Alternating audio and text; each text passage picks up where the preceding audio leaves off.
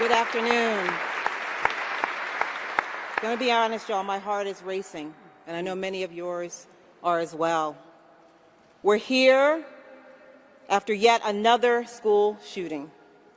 2 children are dead, 14 more children, and 3 teachers were shot. As a parent, I have to say what every parent feels at this moment, which is the grief is crushing and the anger is unrelenting. This is unbearable. This is unacceptable. Yesterday, I got to come home. I got to come home and tuck my kids into bed and kiss their foreheads.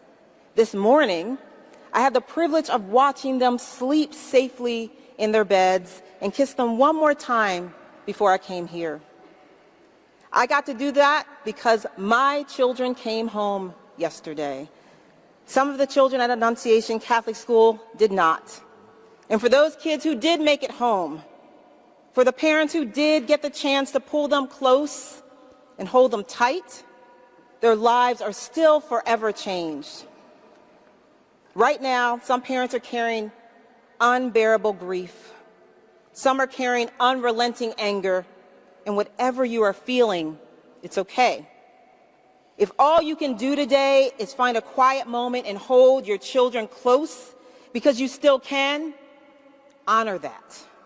If you feel called to scream your anger into the streets, honor that too. If you need time to sit in the grief before you can get loud, take it. And when you're ready, that will be the right moment for you to act. But I do want to be clear, this wasn't random. This was a second mass shooting in Minneapolis in as many days. 2 days, 2 mass shootings. And yesterday, the shooter aimed an AR-style rifle built to kill as many people, as many children, as quickly as possible through the windows of a church and opened fire.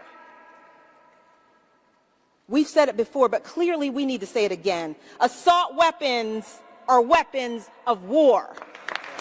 Period.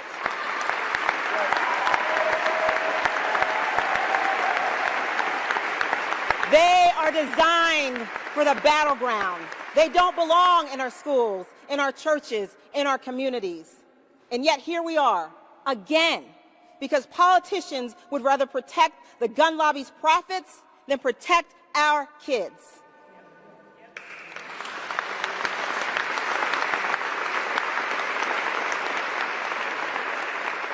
A 10-year-old boy had more courage hiding in a church pew while his friend shielded him with his body than I have seen from far too many lawmakers more beholden to a gun lobby than a child. If children can show that kind of bravery under fire, why can't our lawmakers?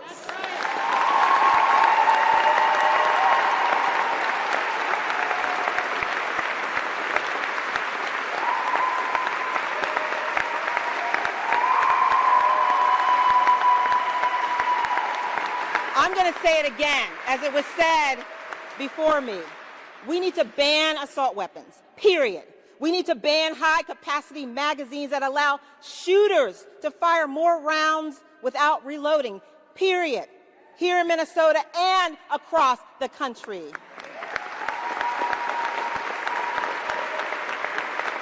No more excuses. No more thoughts and prayers. Prayers didn't save those children as gunfire rang out while they were actually praying. Action would have. As a woman of deep faith and spirit, there are 2 things that are resonating deeply with me right now, and this is coming from my Christian tradition. The people who enter the kingdom of heaven are not those who claim to know God, but the one who does the will of my Father. Matthew 7:21. And faith by itself, if it does not have works, is dead. James 2:17.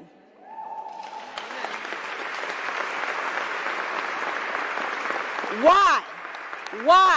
Why are we leaving it to our children to fight gunmen armed with an assault rifle? Let me be clear. This isn't some kind of impossible ask. Assault weapons and our children can't coexist. And we have seen other states take the mantle. Just this year alone, we saw progress from states like Rhode Island and Colorado.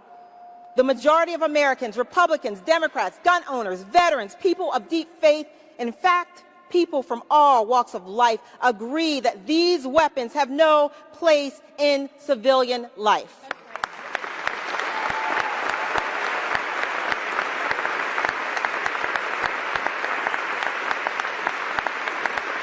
The only ones standing in the way?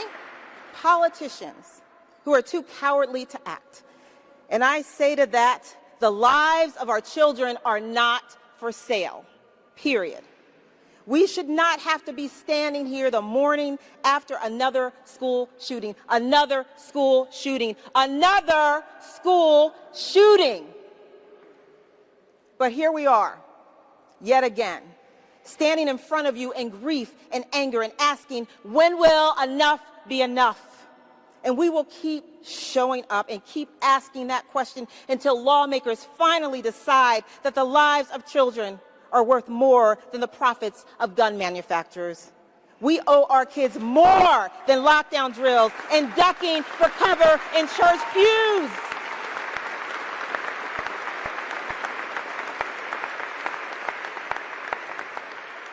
We owe them a future.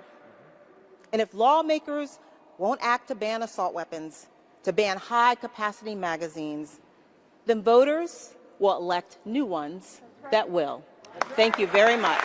In a deeply emotional address, Angela Ferrell, the executive director of Moms Demand Action, spoke about the heart-wrenching aftermath of yet another school shooting. The tragedy resulted in the deaths of 2 children and left 14 other children and 3 teachers wounded. As a parent, she shared her own grief and the unrelenting anger many others feel in the wake of such a devastating event. She expressed how, while she was able to return home and kiss her children goodnight, some parents at Annunciation Catholic School were not as fortunate. The children who survived were forever changed, and their parents now carry unbearable grief and anger.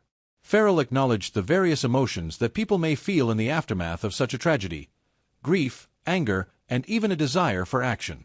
She encouraged those affected to take the time they need to process these emotions. Whether that means holding children close in quiet moments of reflection or taking to the streets in protest, Ferrell urged individuals to act when they were ready, emphasizing that their feelings and responses were valid. However, she made it clear that this latest shooting was not an isolated incident. It marked the second mass shooting in Minneapolis within just 2 days. The weapon used in the shooting, a powerful AR-style rifle designed for war, was capable of killing many people quickly. Ferrell passionately argued that such assault weapons have no place in civilian life, particularly in schools, churches, and communities. She criticized politicians for choosing to protect the profits of the gun lobby rather than the lives of children.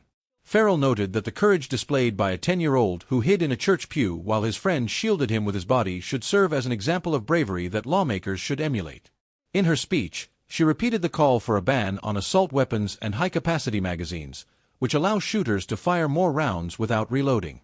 Ferrell insisted that there should be no more excuses, especially after seeing the devastation caused by these weapons. She questioned the validity of thoughts and prayers, which she argued failed to protect the children who were praying when the shooting occurred. Only action could have saved them, she stated. Drawing from her Christian faith, Ferrell made a powerful point by referencing scriptures that emphasize the importance of faith accompanied by works. She asked why it was being left to children to fight gunmen armed with assault rifles and questioned why lawmakers weren't taking action to protect their constituents. She pointed out that this wasn't an impossible task. Other states, such as Rhode Island and Colorado, had already made progress in restricting assault weapons. Ferrell emphasized that the majority of Americans, regardless of political party or background, agreed that assault weapons should not be in civilian hands. She laid the blame squarely on politicians who refused to act, noting that these lawmakers were putting the profits of the gun lobby over the lives of children. She declared that the lives of children should not be for sale. In closing, Ferrell expressed her determination to continue advocating for change. She made it clear that as long as politicians failed to act, voters would step in and elect new lawmakers who would prioritize the safety of children over the profits of gun manufacturers.